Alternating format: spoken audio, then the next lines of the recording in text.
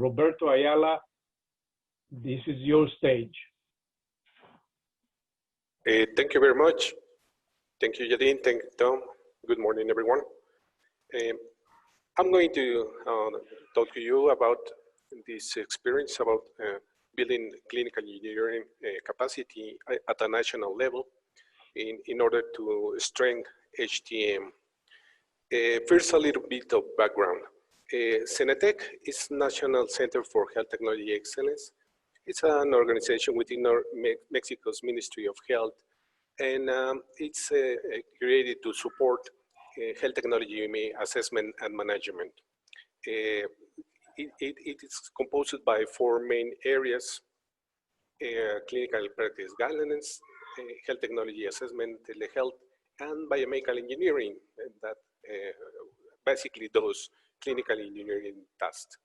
Since 2009, it's a WHO PAHO Collaboration Center. Next, please. Also, the Mexico health system is a segmented one. And here is our first message. No matter the size of the system, HTM needs to be done regardless of the size of your organizations, even if it's a country level.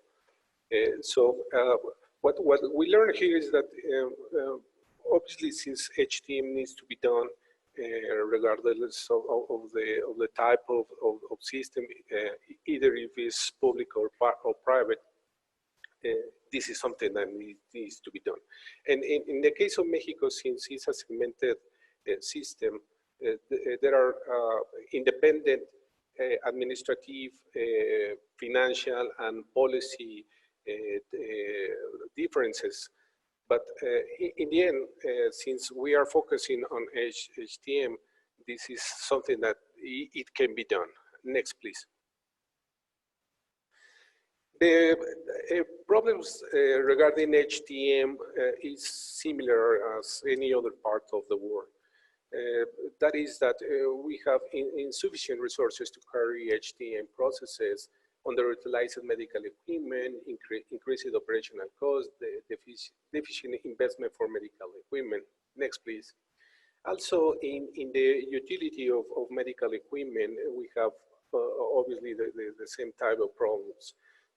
When you are not conducting HTM properly, like lack of maintenance, not considering the stock of supplies and accessories, not doing the right planning for substitution of obsolete equipment, improper installation, etc.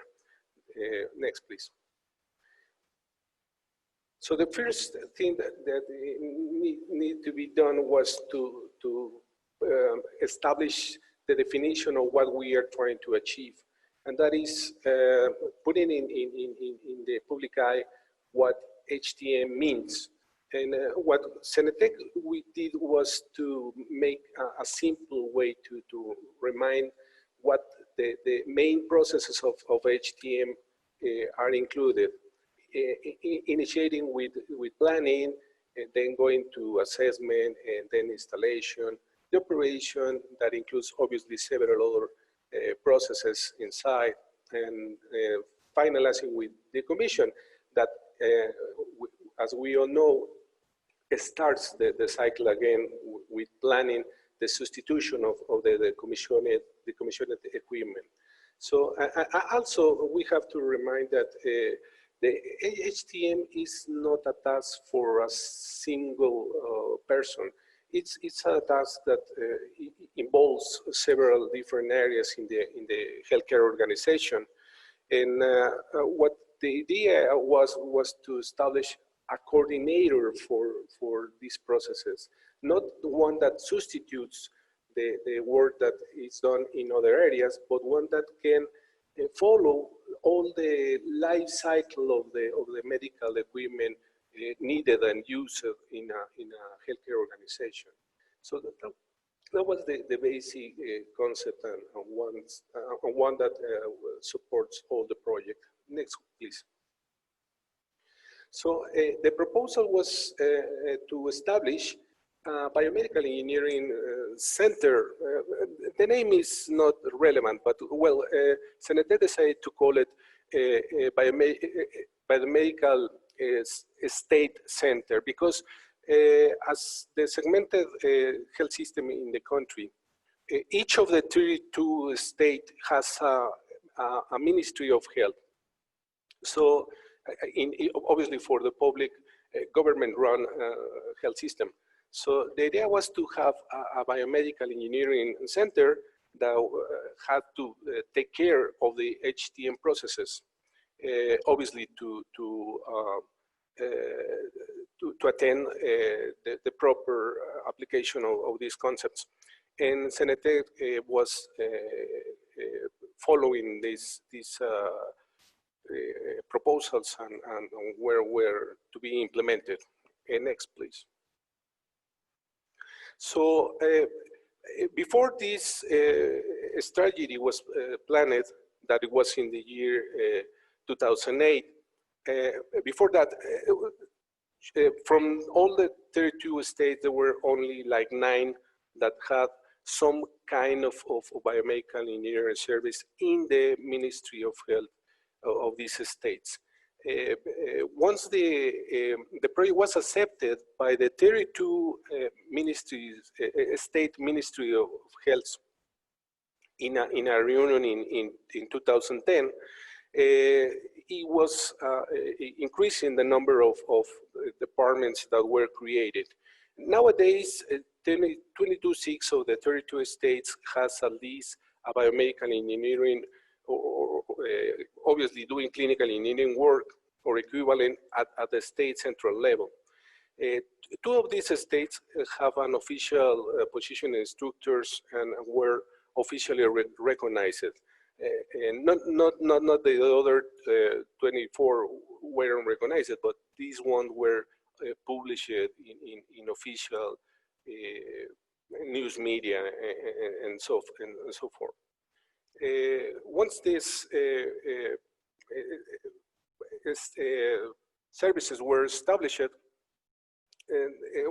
there were obviously some differences that began to be noticed, like participation of these professionals in medical equipment planning, using proper technical specification for medical equipment for acquisition processes, establishment of preventive maintenance programs that were obviously really needed, and also continuing training for medical equipment users.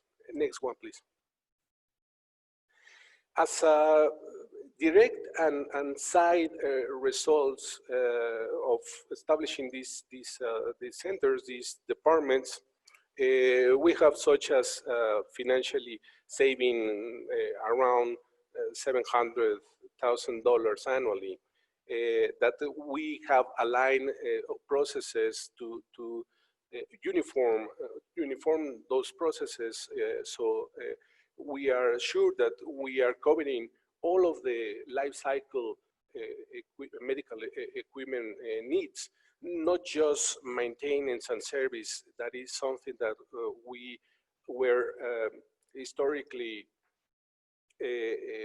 tagged as biomedical clinical engineers do. We obviously can support other tasks in the HTM processes. One interesting side effect of this implementation was that the educational programs for biomedical engineering, clinical engineering in the country have multiplied since 2000, the year 2000, from having just 5 universities having the program. Nowadays, we have more than 50 universities all around the country having biomedical engineering, clinical engineering, meaning that people has noticed the importance of the profession to support in this kind of task.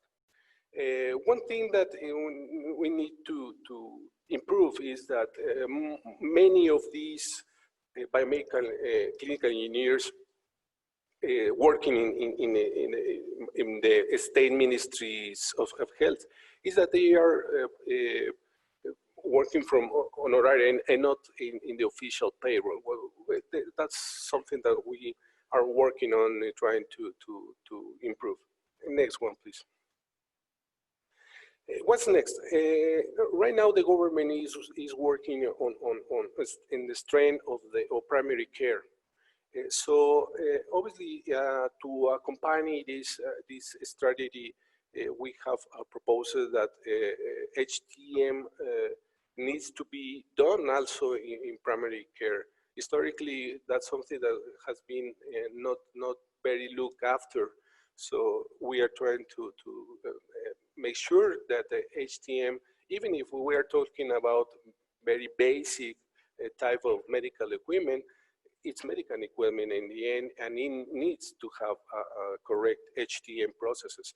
So we are pushing on having also biomedical clinical engineering areas in this primary care. So that's a very important project that we are working right now. Next one, please.